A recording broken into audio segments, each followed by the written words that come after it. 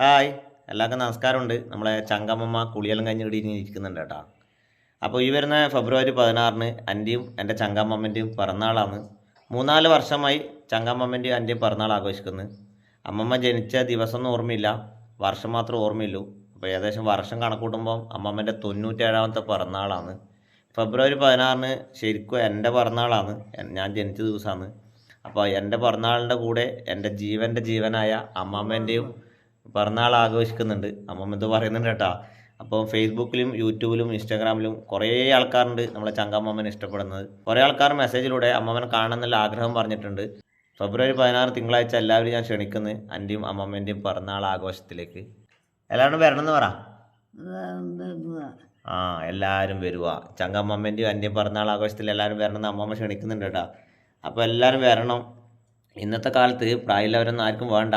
എന്തായാലും എൻ്റെ വീഡിയോയിലും കണ്ടിട്ട് കുറേ ആൾക്കാർ അമ്മമ്മനെ ഇഷ്ടപ്പെടുന്നുണ്ട്. ഒരുപാട് സന്തോഷം, സ്നേഹം. അപ്പോൾ എൻ്റെ വീട് വരുന്നത് കണ്ണൂർ ജില്ലയിലെ മലപ്പുറം പഞ്ചായത്തിൽ ചൂളിയാട് എന്ന സ്ഥലത്താട്ടാ.